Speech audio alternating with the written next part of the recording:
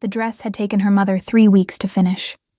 Lucy knew this because she had watched every stitch being sewn, in the dim light of their cottage, by a fire that barely kept the cold away, with thread that had been bought instead of bread.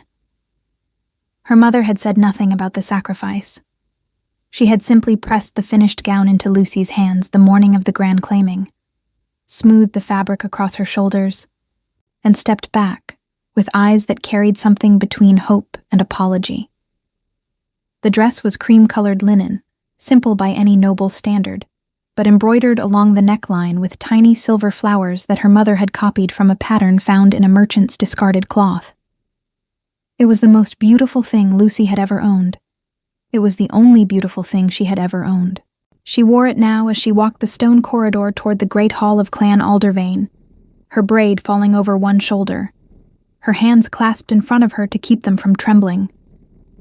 Around her, other women moved in clusters, daughters of merchants, daughters of lesser alphas, daughters of packmen with land and coin and names that mattered. They wore deep velvets, wolf fur trim, copper-threaded capes. They laughed easily. They belonged here in a way Lucy could feel she did not. But Cole had promised. That was the thought she kept returning to, pressing it like a thumb against a bruise to remind herself it was real. Cole Aldervane, second son of the Aldervane Alpha, had come to her father's house twice in the past moon cycle. He had stood in their low-ceilinged kitchen, too tall for the room, and told her that she would not enter the grand claiming alone. He had taken her hand, her rough, work-worn hand, and said the words clearly, "I will choose you in front of the Alcatia. I give you my word." Her father had wept quietly in the corner. Her mother had gripped the edge of the table. Lucy had believed him. She believed him still as she passed under the carved stone arch into the great hall, where hundreds of wolves gathered in their finery beneath banners that hung from the ceiling like the flags of old wars. Torchlight fell amber across stone floors strewn with pine needles and dried herbs. The smell of roasted meat and burning resin filled the air, layered beneath the warm, distinct scent of so many wolves gathered together, leather and earth and something ancient and instinctive that made the air feel thick with meaning. At the far end of the hall, a raised platform held the Elder Council of Clan Aldervane. Beside them stood Cole. Lucy saw him immediately. She always saw him immediately. She had trained herself out of that habit for months and failed every time. He was tall and broad-shouldered, with the easy confidence of a man who had never once questioned whether he was welcome in a room. He wore the Aldervane colors, charcoal and copper, and his dark hair was pulled back with a leather cord. He was speaking to someone beside him, laughing at something, his posture relaxed and unbothered. He had not seen her yet. She found a place near the left wall, close to a stone pillar where she could stand without drawing attention. Her friend Petra appeared beside her moments later, slightly breathless, her dark curls escaping their ribbon. Petra was the daughter of the Aldervane's head healer, better positioned than Lucy, though not by much. And she had been the only person who had not told Lucy she was foolish for believing Cole. "You look beautiful," Petra said, taking her arm. "I look like I tried," Lucy answered. Petra squeezed her arm and said nothing, which was its own kind of honesty. The ceremony began with the ringing of the iron bell above the main doors, 3 deep strikes that silenced the hall like a hand pressed over a mouth. The Elder Council rose. The Aldervane Alpha, a heavy-set man with gray at his temples and authority in the set of his jaw, stepped forward to speak the old words of the claiming. Lucy had heard them described before, never witnessed them. The formal choosing of mates at the grand claiming was one of the few traditions that still bound all clans together under a shared ritual. Alphas and their sons presented their intentions before the Alcatia, and the bonds made here were considered witnessed by the pack itself. Cole was called forward third. Lucy straightened, her hands pressed together so tightly her knuckles ached. He walked to the center of the hall with that unhurried confidence, and the crowd gave him space the way crowds always gave space to men who expected it. He turned to face the room. His eyes moved across the gathered women in the way eyes do when they are searching. And Lucy felt her heart lift against her will, that involuntary, desperate hope rising in her chest like something she could not hold down, even knowing she should. His gaze found hers. For one moment, one single, suspended moment, she thought she saw recognition, even warmth. Then his eyes moved past her. "I choose Marin of Clan Duskhollow," he said clearly, his voice carrying across the silent hall without effort. "Daughter of Alpha Duskhollow, mate bond willing." The hall responded with the low sound of approval, of social machinery turning smoothly. A young woman in deep blue silk stepped forward from across the room, her chin lifted, a small satisfied smile on her lips. She was beautiful. She came from land and lineage. She made perfect, obvious sense. Lucy did not move. She was aware of Petra's hand tightening on her arm. She was aware of the torchlight, too bright suddenly, and the smell of pine needles, and the sound of her own breathing. She was aware of the cream-colored dress her mother had stitched by firelight for 3 weeks, the silver flowers along the neckline, the thread bought instead of bread. She was aware of the exact moment she understood that Cole had never intended to choose her at all. She would not cry. She had decided this before she had even walked through the door tonight, some protective part of her having always known that hope and certainty were different things. She would not cry. And she would not stand here against this pillar for one moment longer than she had to. "I need to leave," she said quietly to Petra. "Lucy." "I'm not running. I'm just leaving." She unclasped Petra's hand gently, deliberately, and stepped away from the pillar. She moved toward the side corridor, not the main entrance, which would require walking past too many people who had been watching, but the narrower servants' passage that ran along the east wall. She kept her shoulders straight. She kept her chin level. She was almost to the passage entrance when the doors at the far end of the hall opened. Not the side doors, the main doors, the great iron-banded doors that were only opened for one kind of arrival. The bell had not rung, but the crowd parted anyway. An instinctive, wordless parting. The way wolves move when something far above them in the hierarchy enters a room. Lucy stopped despite herself, turned despite herself, and saw them. 4 men walked into the hall, and the air changed. She could feel it.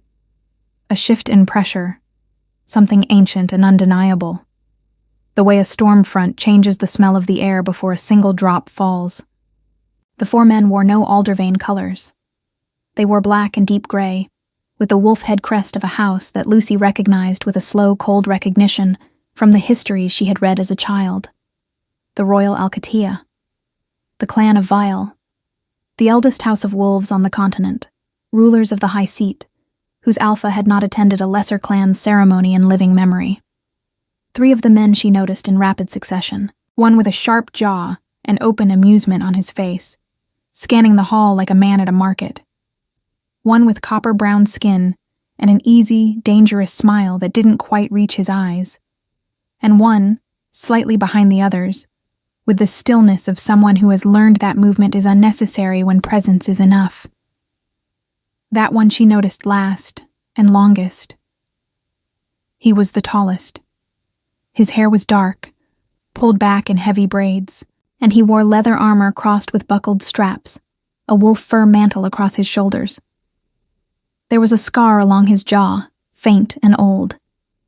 His eyes were pale, startlingly pale, silver gray in the torchlight, and they moved across the room with the unhurried patience of a man who had never once needed to look twice at anything, until they stopped. They stopped, and Lucy realized with a sensation like stepping off a ledge in the dark, that they had stopped on her. Not on the women in velvet and wolf fur trim, not on the noble daughters with their copper-threaded capes. On her, in her cream-colored dress, with her work-worn hands and her single braid and her silver flower embroidery, standing alone beside a servant's passage with the careful, composed expression of a woman who had just been publicly unmade and refused to show it. The man with the easy smile leaned toward the one with the braids and said something. The one with the braids did not look away from Lucy. He did not respond. Petra appeared at Lucy's shoulder again, her breath short. "Lucy," she whispered. "That is King Leander of Vale." Lucy knew. She had already known. In the same way she had known the dress would not be enough, and the hope would not hold. Some part of her always knowing things, slightly too late to change them. What she did not know, could not yet know, was why the Alpha King of Vael was looking at her as though he had been waiting a long time to find her exactly here. The man with the sharp jaw was the first to move. He broke away from the group with the casual confidence of someone accustomed to walking into rooms and rearranging them simply by entering, and he came directly toward Lucy with a half-smile that managed to be both charming and slightly insufferable at the same time. He was younger than King Leander, or at least he wore his age more loosely, with light brown hair pushed back from his face and the kind of easy beauty that knew exactly what it was. "You're the only person in this hall who looks like she'd rather be somewhere else," he said, stopping in front of her with his arms folded and his head tilted. "I find that remarkable, given the company." Lucy looked at him steadily. "I was leaving. I noticed." He glanced briefly toward the center of the hall, where Cole still stood beside his chosen mate, receiving congratulations. Something crossed the young man's face. Not quite contempt, but close to it. "Aldervain's second son has poor judgment. It's a clan-wide affliction, honestly." "I don't know you," Lucy said. "Dorian of Vael." He offered it without ceremony, as if it were an ordinary name. "Third in the royal line, which means I have enough authority to be interesting and not enough responsibility to be boring. And you are Lucy of—" He paused, a flicker of something honest crossing his face. "I don't actually know your family name, which is unusual, because I made a point of learning everyone's name in this hall before we arrived." "Voss," she said. "Lucy Voss. My father is a wool merchant." "A wool merchant." Dorian repeated it without mockery, which surprised her. "And yet here you are."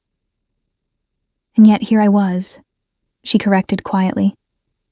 "As I said, I was leaving." "Dorian?" The voice came from behind him, and it was not loud. It did not need to be. It had the quality of certain sounds in nature. A low note that carries farther than it should, felt more in the chest than heard by the ear. Dorian straightened almost imperceptibly, then relaxed again in the deliberate way of a man reasserting his own ease after an involuntary response. King Leander of Vael stopped beside his brother and looked at Lucy, and Lucy made herself look back. Up close, he was even more difficult to read. The pale eyes were not cold exactly. They were precise, the way a blade is precise, calibrated rather than cruel. The scar along his jaw was older than it had appeared from across the room, a thin silver line that curved from below his left cheekbone toward his chin. He was still, in the way that very powerful things are still, not the stillness of someone suppressing movement, but the stillness of someone who has simply decided that the world can come to him. "Leave us," he said to Dorian, without looking at him. "I was just Dorian." His brother left with the speed of someone who had made peace with these moments long ago. The man with the copper-brown skin and the dangerous smile had drifted to a position along the wall, close enough to be present, far enough to give the appearance of distance. The fourth man of their party had moved toward the Aldervain elders and was speaking to them in low tones that were clearly not a request. The hall around Lucy and Leander continued its noise and ceremony, but a radius of awareness had formed around them, people noticing without looking, the way wolves always track a hierarchy they cannot openly acknowledge. "You were going to leave," Leander said. "Yes." "Through the servants' passage. It was the nearest exit." He was quiet for a moment. He looked at her the way she imagined he looked at maps, at letters, at anything that required understanding rather than simply seeing. It was not comfortable to be looked at that way. It was also, unexpectedly, not unkind. "I need to speak with your father," he said. Lucy felt something shift in her chest, not the warm shift of earlier hope, but something cooler and more complicated. "My father is a wool merchant. He has no standing with the high seat." "I'm aware of what your father is." "Then I don't understand what business." I know, he said simply. You will. It was not a threat. She could not have explained why she was certain of that. Standing in a hall full of people who outranked her in every measurable way, speaking to a man whose word could reshape the lives of thousands. But she was certain. Whatever King Leander of Vale wanted with her father, it was not what she feared. That did not mean it was something she wanted. Petra found her again the moment Leander stepped away, moving toward the Aldervane Alpha with that same unhurried authority. Her friend took her arm and pulled her 2 steps sideways, her face a complicated mixture of alarm and fascination. What did he say to you? Petra whispered. He wants to speak to my father. Lucy. Petra's voice dropped even lower. The King of Vale does not come to grand claimings. He has not left the high seat for a lesser clan's ceremony in, the elders are saying no one remembers the last time. He came here tonight, and the first thing he did was cross the hall toward you. The first thing Dorian of Vale did was cross the hall toward me, Lucy corrected. The king followed. That is not a meaningful distinction. Lucy looked across the room to where Leander now stood with the Aldervane Alpha. The older man's posture had changed completely. He was deferential in a way she had never seen him be with anyone, his broad shoulders rounded slightly forward, his head inclined. Whatever Leander was saying to him was being received as something between a request and an edict. Cole was watching from nearby with an expression she had never seen on his face before. It took her a moment to identify it. It was uncertainty. Cole Aldervane, who moved through every room as though it had been built for him, looked uncertain. She turned away from him before he could catch her looking. The ceremony continued around them. More names called, more bonds witnessed. The hall gradually warming with the ritual that had drawn every pack within 3 days' ride to this stone hall. Lucy remained beside her pillar, no longer trying to leave, not entirely sure why. Some instinct had shifted in her, the same protective instinct that had kept her composed through the humiliation of the claiming, now telling her that leaving before understanding what was happening would be a different kind of mistake. The Aldervane Alpha came to find her himself. She had never spoken to him directly in her life. He stopped before her with the discomfort of a man delivering a message he hadn't written and wasn't sure he understood. Your presence is requested at the high table after the ceremony, he said, and a messenger is being sent to your father's house tonight. Lucy kept her voice level. May I ask on whose behalf? The Alpha glanced across the room to where Leander stood in quiet conversation with his copper-skinned companion. The King of Vale has expressed interest in a formal arrangement with your family. He paused, and she could see him choosing his next words carefully, a man navigating unfamiliar terrain. He has asked that you remain until your father arrives. She said nothing. I would take it as a personal courtesy, the Alpha added, with a weight that made clear it was not entirely a request. After he left, Petra pressed close again. A formal arrangement, she repeated very quietly. I heard him. Lucy, a formal arrangement means... I know what it means. Her voice was steady. Her hands were not.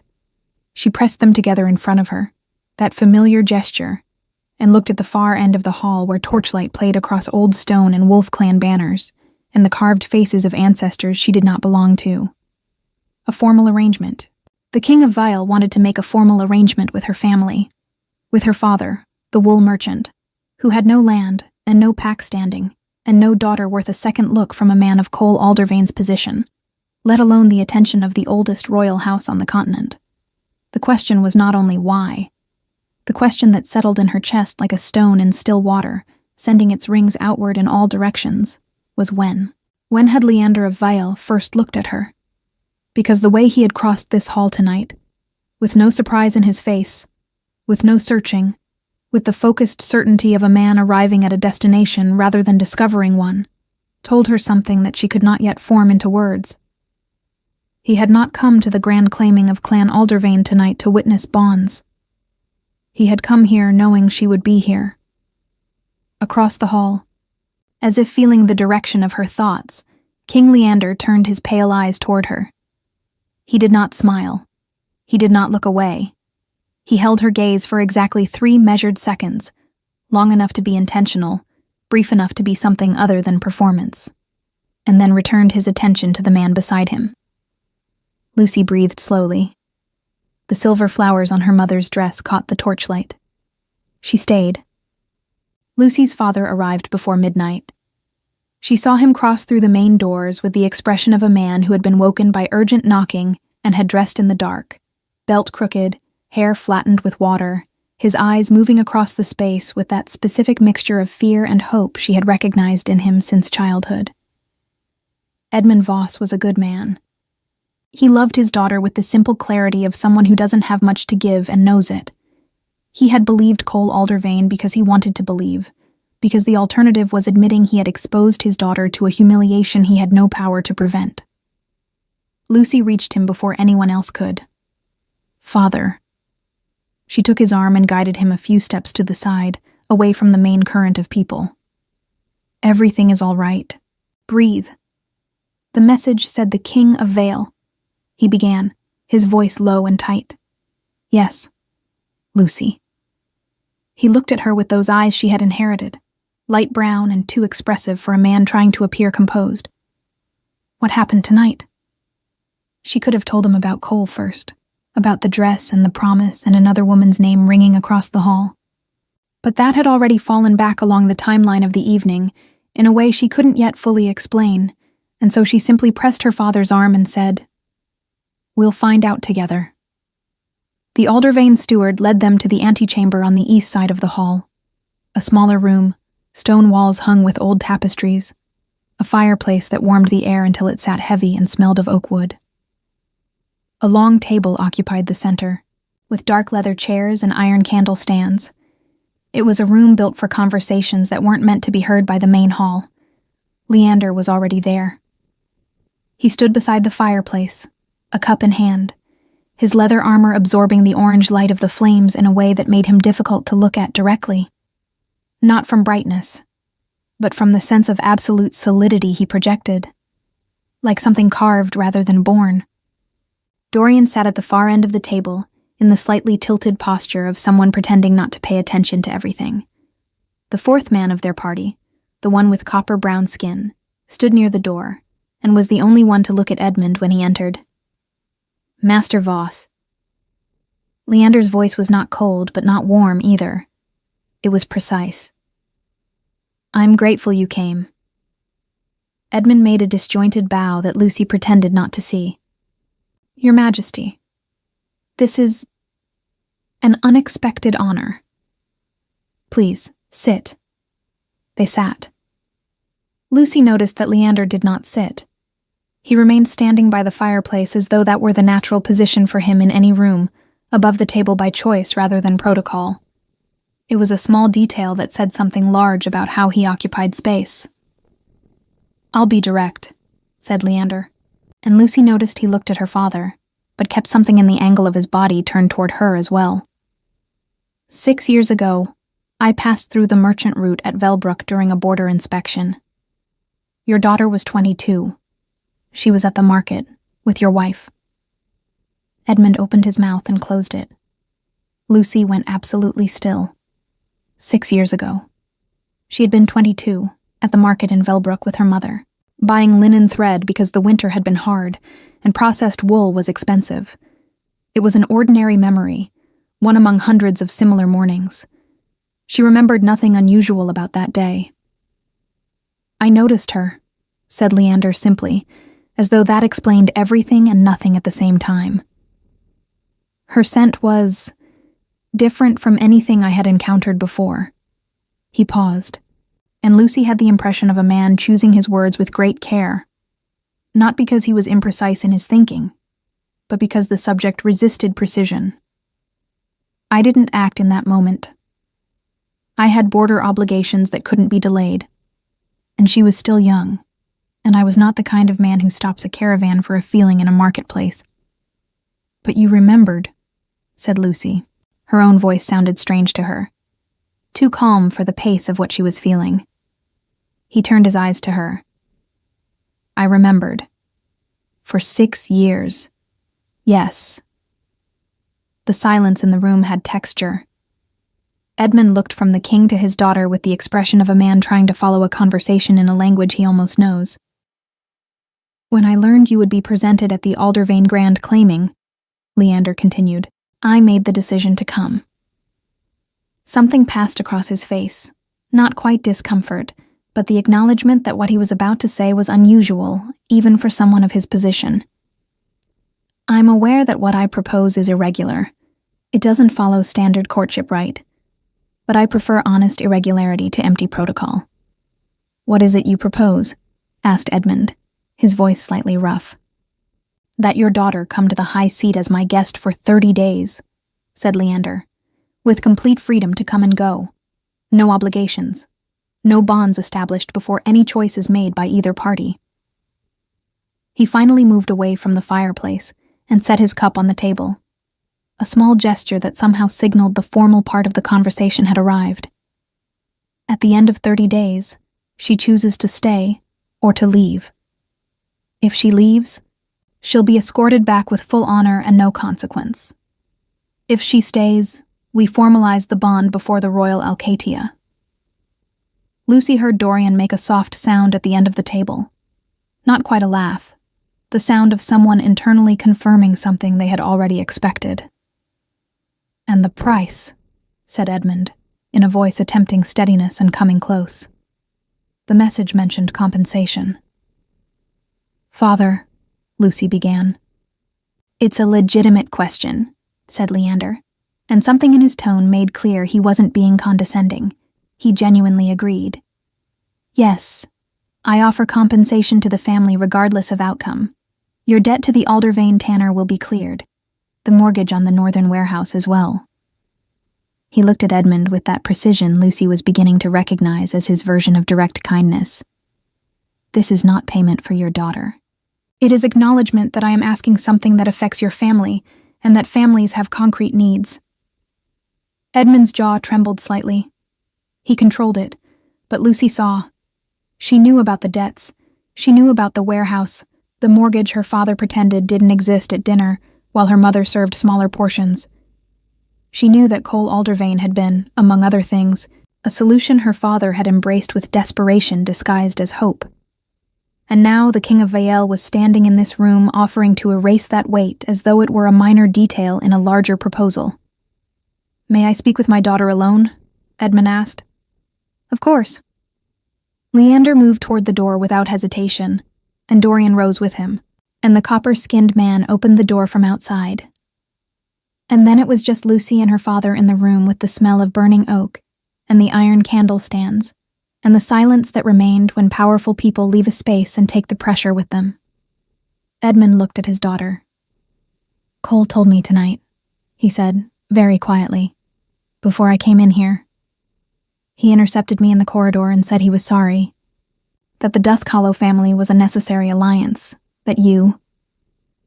He stopped, closed his eyes for a moment. That you would understand. I understood, said Lucy. I understood the moment he said her name in the hall. Lucy. His voice broke slightly on the last consonant. I should have protected you from this. I believed him because I needed to. So did I, she said. That's not your fault. The king. Edmund opened his eyes and looked at her with an expression she could only describe as complete honesty, the kind fathers show when they have nothing left to offer but the truth. 30 days. Freedom to leave. And he remembered you for 6 years without you knowing. Lucy didn't answer immediately. She thought about the market in Velbrook, a winter morning 6 years ago, buying linen thread with her mother. She tried to remember if there had been anything different about that day, any sensation, any detail that hadn't fit. There was nothing. It had been a completely ordinary morning that had been extraordinary for someone she hadn't known existed. There was something deeply strange about that. And also, she noted this with a kind of careful attention, something that didn't frighten her the way it perhaps should have. I'll go, she said. Edmund nodded once. Slowly, like someone who had expected that answer and still needed a moment to receive it. When Leander returned to the room and Lucy told him her decision with a clear voice and direct eyes, he didn't smile. He showed no relief, no satisfaction. None of the emotions she might have expected from a man who had just gotten what he came for. He simply nodded, the same way her father had nodded, like someone receiving an answer that carried real weight. "We leave at dawn," he said. "Sleep well, Lucy Voss." It was the first time he had used her name. She couldn't identify why that mattered as much as it did. The high seat of Clan Vile sat at the top of the world. That was how it felt, at least. Arriving after 2 days of travel through forest roads that grew progressively older and quieter. The kind of roads where the trees on either side had been growing for so long they had begun to arch toward each other overhead, forming a canopy so dense that noon looked like dusk beneath it. Lucy had ridden in a covered carriage with Dorian sitting across from her for most of the journey, which meant she had learned a great deal about him through the specific things he tried to make her believe, and the specific things he let slip without meaning to. He was younger than Leander by 4 years. He had a quick mind and used humor the way some people use shields, preemptively, before anything could land. He called his brother the King in formal contexts, and Leia, exactly once, by accident, and then looked out the window for several minutes afterward with studied casualness. He never spoke badly of anyone directly, but his silences were articulate enough to compensate. Leander rode ahead. Lucy caught glimpses of him through the carriage window at various points during the journey. On horseback, unhurried, his dark braids against the gray mantle, speaking occasionally to the copper-skinned man who rode beside him. She learned from Dorian that this man was named Caspian, that he was Leander's second, and had been since they were young, and that he was the most dangerous person in any room he entered, despite the fact that he smiled more than the king did. "More than the king does isn't a high bar," Lucy observed. Dorian pointed at her. "I knew I was going to like you." The high seat revealed itself gradually rather than all at once, which she later understood was intentional. Architecturally, a design choice made by whoever had first built this place to ensure that arrivals felt the weight of it accumulate rather than strike.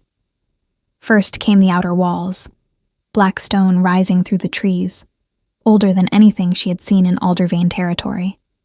Then the gates, iron and carved wood, flanked by guards in the gray and black of Vale, who stood with a stillness that reminded her uncomfortably of Leander himself.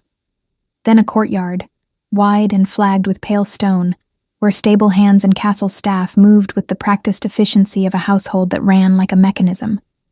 And then the castle itself, towers that rose against a sky streaked with the last copper light of evening, windows glowing amber from within, the smell of pine resin and cold stone, and something underneath it all that she recognized as the concentrated scent of a large, powerful pack. It pressed against her senses the way a hand presses against a door. Not aggressively, but with unmistakable presence.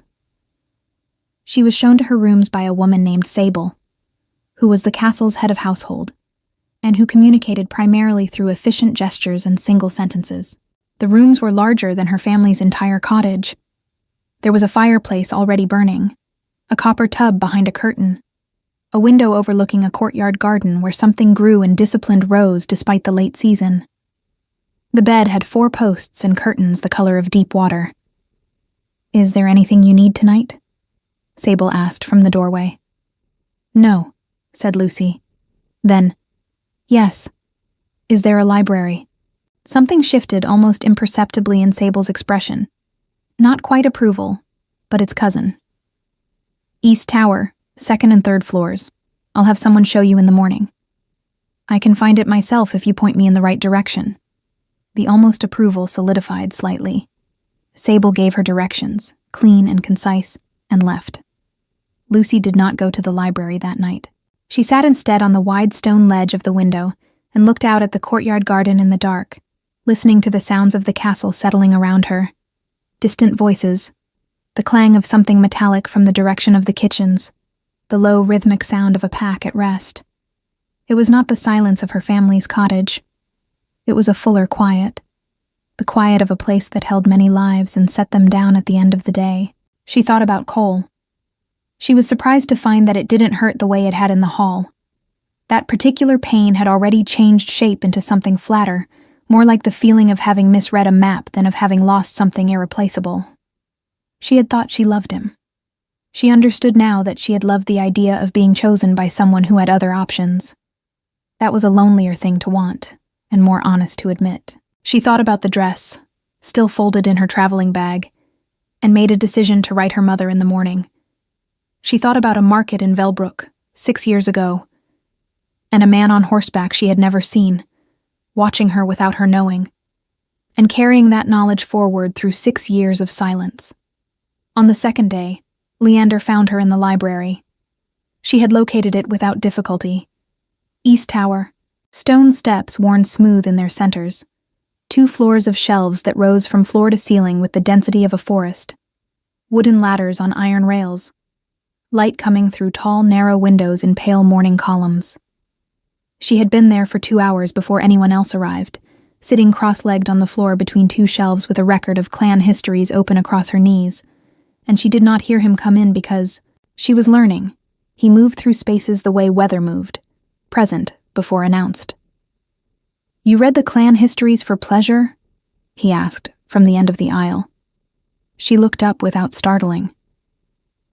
"I read them to understand things. Whether that's pleasure depends on what I find." He came closer and looked at the open page without asking permission, which she found she didn't mind. It was more honest than pretending he wasn't curious. "That's the Vael lineage record from the 3rd era," he said. "I noticed." She looked at the page. "Your family line has 3 gaps. 2 in the early centuries, and 1 about 200 years ago, where the record just stops for a generation and then resumes with a different branch. Do you know why?" He was quiet for a moment. He sat down. Not on the floor, but on the bottom step of the nearest ladder, bringing himself to something closer to her level, which was a choice she noticed without commenting on. "The gap 200 years ago is because that generation produced no heirs from the main line," he said. "The Alpha died in the border wars, and his mate 3 months later. The line continued through a secondary branch, and the earlier gaps? Deliberately removed. By whom? By the Alpha of that era, about whom the histories say very little. Because he removed himself from them too, I assume," said Lucy. Something passed through Leander's pale eyes. Not quite surprise, but the particular attention of someone recalibrating. "Yes," he said. "That's the assumption most historians arrive at eventually." It didn't take very long. "No," he agreed. It didn't. The morning light moved across the floor between them. Somewhere below, the castle was fully awake. She could feel it in the building's vibration, the accumulated movement of its inhabitants beginning their day. Up here it was still and cool and smelled of old paper and the particular dry, cold scent of stone that has held books for a long time. "Why did you wait 6 years?" she asked. The question had been sitting in her since the antechamber at Aldervane, and she had decided somewhere on the road here that she would ask it directly when the moment allowed. "You said you had border obligations that day in Velbrook, but 6 years is not one delay." Leander looked at the library window for a moment. When he looked back at her, there was something in his face she hadn't seen there before. Not vulnerability exactly, but the absence of the careful precision he usually wore. "I came to find you twice," he said. "Once, 8 months after Velbrook, I sent scouts to Velbrook to locate your family. I learned your name. I learned your father's trade." A pause. "I learned that you were being courted by the second son of a respected family, and that your father considered the match promising." Lucy went very still. "I did not want to arrive as a disruption," he said. "You were not mine to disrupt. And the second time? 2 years ago, I came personally to Velbrook." His jaw shifted slightly. "You had already moved to Aldervane territory. Your family had relocated for your father's business." He said the next part with the flatness of someone reporting a fact that had cost something. I arrived 3 days after you left. The library was very quiet. Lucy thought about 3 days. About the gap between what happens and what almost happens. The distance that isn't measured in miles. She thought about her mother, who had told her once that the hardest thing about love was not the finding, but the timing. That the world was full of right people in wrong moments, and that patience was not passive, but the most active thing a person could practice. You could have sent a message, she said. Yes. He did not offer an explanation for why he hadn't. He held her gaze and let the absence of explanation say what it needed to say. That some decisions resist justification, that he had made a choice to wait for a moment that was fully right, rather than force a moment that was merely possible, and that he was not entirely certain, even now, that he had been right to do so. It was the most honest thing he had said to her yet. Outside the library window, the courtyard garden was sharper in the morning light, and Lucy could see now that what grew in those disciplined rows were not vegetables but winter herbs, things that survived cold by growing slowly and holding their strength close to the ground. She looked at the king of the oldest wolf house on the continent, sitting on the bottom step of a library ladder with old clan histories between them, and felt something in her chest shift into a new position. Not trust, not yet, but its foundations. I have 28 days left, she said. You do, he said. Then I'm going to keep reading. She looked back down at the page. You can stay if you want. He stayed. The 28 days did not pass the way Lucy had expected. She had prepared herself, somewhere on the road to the high seat, for a performance, for the curated version of a king's life presented to a woman he was trying to impress. Carefully arranged days full of grand gestures and orchestrated moments designed to make leaving feel impossible. She had prepared her resistance to exactly that, the way one prepares for a specific kind of weather, carrying the right coat before stepping outside. What she got instead was something she had no coat for. Leander did not perform. He simply continued to exist, in the same precise and unhurried way he had existed in the antechamber at Aldervane and in the library on the second morning, and he allowed her to observe that existence without managing what she saw. She was present at council meetings because she asked to be, and he said yes without hesitation. She sat at the long table in the war room and listened to disputes between lesser packs and watched him make decisions. Not quickly, never quickly, but with a completeness that meant he rarely had to revisit them. She asked questions afterward, in the library or in the corridor or once in the courtyard garden where he walked in the late evenings, and he answered them with the same directness he had shown from the beginning. Dorian orbited these exchanges with transparent delight, contributing commentary no one had requested. Caspian watched everything and said very little, and on the 9th day, told Lucy without preamble that she had good instincts, and that the king had been difficult to be around for 6 years, and that he personally hoped she would stay. Then he walked away before she could respond. What she was beginning to understand was simply how he concluded conversations. Petra's letter arrived on the 12th day, carried by a Voss family messenger, who had also brought a small package from Lucy's mother, dried winter herbs wrapped in cloth, the kind used for tea when the cold settled in the chest, and a note in her mother's handwriting that said only, "The silver flowers looked beautiful on you. Whatever you choose it fully." Lucy read the note 3 times and put it under her pillow. Petra's letter was longer and considerably more eventful. Cole Aldervane, it reported, had already begun to show the particular restlessness of a man who had made a practical choice and was discovering that practicality, without feeling, is simply arithmetic. His new mate was everything a political alliance required. The Aldervane Alpha was satisfied. Cole himself had been seen twice in the week since the grand claiming, standing in the outer courtyard of the hold in the early morning, looking at nothing specific, which Petra described with the precise language of someone who had been watching carefully and had conclusions she was too kind to state directly. Lucy folded the letter, put it with her mother's note, and found she felt nothing about Cole that resembled longing. What she felt was closer to clarity. The particular relief of understanding, finally, what something actually was, versus what she had needed it to be. On the 14th day, exactly halfway through her 30 days, Something happened that she had not prepared for at all. She had gone to the castle's lower records room alone, following a question raised by the clan histories she had been reading. A reference to an old Viel lineage called the Ashveen line, which had appeared twice in marginal notations without explanation.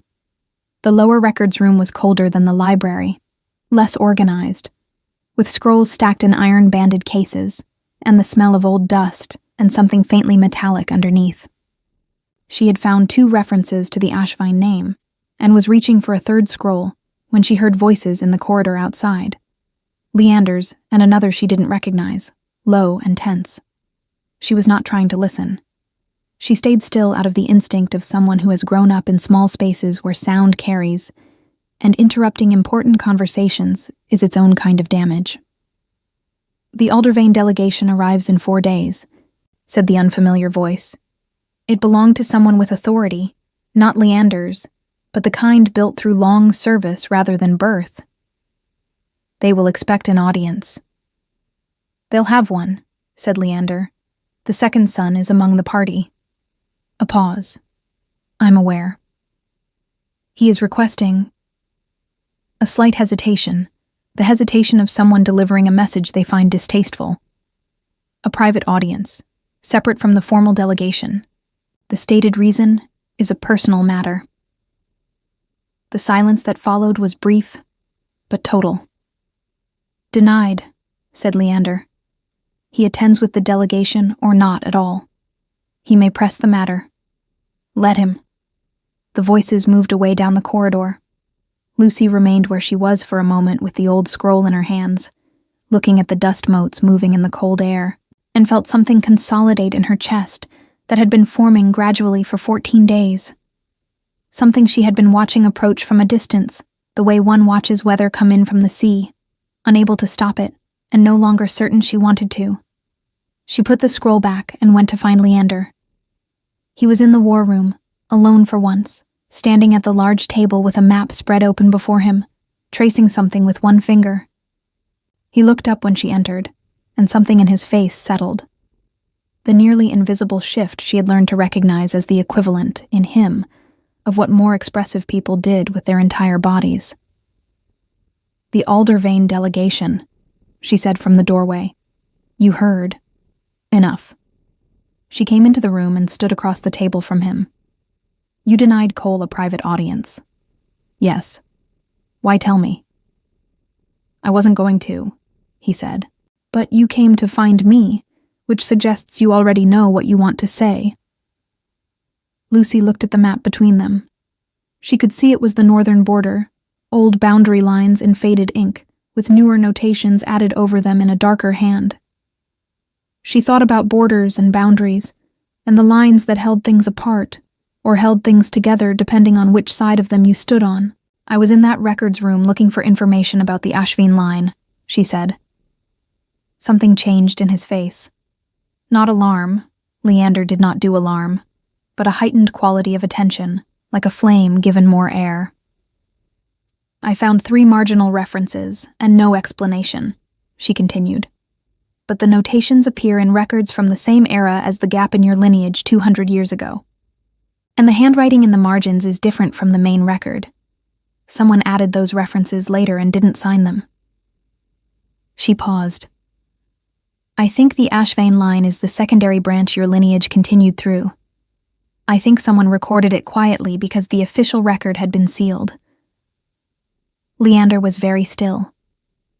"The Ashveen name," he said after a moment, "appears in one other place." He moved around the table, not quickly, but with the kind of directness that meant he had made a decision before the movement began, and opened a drawer set into the table's side that she hadn't noticed.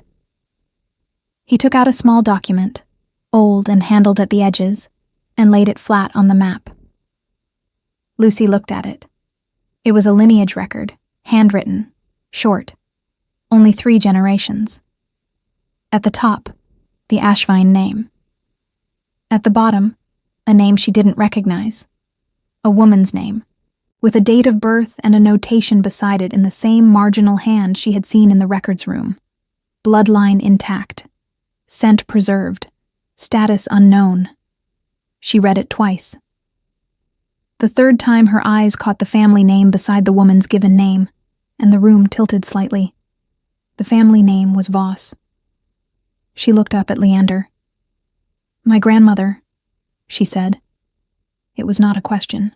The pieces had arranged themselves with the silent speed of things that had always been true. "Your grandmother," he confirmed. Maren Voss, born to the Aschwein secondary line, who left the Pack territories at 20 years old and married a merchant in Velbruck, and never told anyone what she came from. He held her gaze. "I found this 3 years ago, after I missed you in Velbruck by 3 days. I had someone trace the Voss family line." A pause that held significant weight. "What I noticed in that market in Velbruck was not random, Lucy. Your scent carries the Aschwein signature. It's one of the oldest bloodlines in wolf history. It's been dormant in your family for 2 generations. Lucy sat down in the nearest chair, not from weakness, from the need to be in contact with something solid, while she reordered what she understood about herself. She thought about her grandmother, whom she had known as an old woman with quick eyes and a habit of silence and hands that were always warm. She had died when Lucy was 12. She had never spoken about her family, her origins, her life before the merchant she had married. Lucy had always assumed there was simply nothing to tell. She knew, Lucy said. Almost certainly. And she chose to leave it behind. She chose to live outside it, said Leander. That's different. He came around the table and sat in the chair beside her, not across, beside. And when he spoke again, his voice had lost the last of its formal precision and become something quieter. She had that right. So do you. This changes nothing about the 30 days or the choice at the end of them. I'm not telling you this to press your decision. I'm telling you because you found it yourself, and you deserve to have the rest. Lucy looked at the small document on the map, her grandmother's name at the bottom of a lineage she had never known she carried. You have been carrying this for 3 years, she said, knowing who I was. Knowing what line you came from, he corrected carefully. Who you are is what I've been learning for 26 days. The courtyard garden was visible through the war room's narrow window, the winter herbs in their disciplined rows, growing slowly in the cold. The Aldervane delegation arrived 4 days later. Cole was among them, as promised, older looking than she remembered, though it had only been a month, with something careful and rehearsed in his posture that she recognized as a man who had prepared what he was going to say and was discovering that preparation and readiness were different things. He saw her in the main hall during the formal reception, standing beside Caspian, and the prepared expression faltered. She did not help him recover it. The audience was brief. The Aldervane Alpha conducted his delegation's business with the efficiency of someone aware he was operating in a house far older than his own. Cole said nothing during the formal proceedings. Afterward, in the corridor, he came to stand before her for a moment, with the look of a man who has finally correctly read a map, but arrived too late to change the route. Lucy, he said. Cole, she said. That was all. There was nothing cruel in it, and nothing forgiving either. There was simply nothing unfinished, and they both felt it. He left with the delegation the next morning. On the 30th day, Leander came to the library where she had been since early morning, the clan histories stacked around her. The Aschwein document copied in her own hand into a smaller notebook she had asked Sable for and received without question. He stood at the end of the aisle. She looked up at him. I'm not leaving, she said. Something moved through his face, all the way through it, fully, the way weather moves across open ground with nothing to obstruct it. It was brief, and it was complete, and it was the most unguarded she had ever seen him. He crossed the distance between them in the way he did everything, deliberately, without hurry. And when he stopped before her, he raised one hand and touched the side of her face, with a care that felt like the physical form of everything he had said, and not said across 30 days and 6 years. I have something for you, he said. He placed in her hands a small thing, a length of ribbon, old and silver gray, worn soft with age. She recognized it without being told, the same color as the Ashvine record notations, the same silver gray as the mantle his house wore. "It was your grandmother's," he said. "She left it in the pack records when she left. I don't know if she meant it as goodbye or as a marker, but it belongs to her line." Lucy held the ribbon in both hands and felt, for the first time since the evening, she had stood in a cream-colored dress against a stone pillar waiting for a man who would not choose her, that she was entirely in the right place. The bond was formalized before the Royal Alcatia 3 weeks later. Not a grand ceremony, but a witnessed one. The elders of Clan Vael, gathering in the old hall with its stone floors and iron candle stands, and the wolf-head banners hanging from rafters so high the torchlight barely reached them. Petra came, because Lucy had asked her, and because Leander had sent a proper escort without being asked to. Edmund Voss stood beside his daughter with straight shoulders and clear eyes, and the expression of a man who had spent a lifetime hoping for the right things, and had learned, late and completely, that hope sometimes knew what it was doing. The words were old. The witnesses were few. The hall smelled of pine resin and burning oak, and the deep layered scent of a pack that had stood for centuries and would stand for centuries more. When it was done, Dorian started clapping before the elder had finished speaking, and Caspian put a hand over his eyes. Lucy laughed. A real laugh, sudden and unguarded, the kind that surprises the person laughing most of all. Leander looked at her the way she had begun to understand he looked at things he found rare and worth keeping, with the full weight of his attention and no performance attached to it. Her grandmother had walked away from this bloodline at 20 years old and built a quiet life with warm hands and quick eyes and a silence that had held its secret gently for decades. Lucy did not judge that choice. She understood it even. The weight of old names and old lines. The appeal of an ordinary morning buying linen thread in a winter market. But she also understood that she was not her grandmother. She was Lucy Voss of the Ashvane line, mate of the King of Vale, standing in a hall that was now also her home, holding a silver-gray ribbon that connected one woman's quiet exit to another woman's full arrival. The story that had begun with a cream-colored dress and a broken promise ended here. Not with rescue, but with recognition. Not with someone choosing her despite who she was, but because of everything she had always been.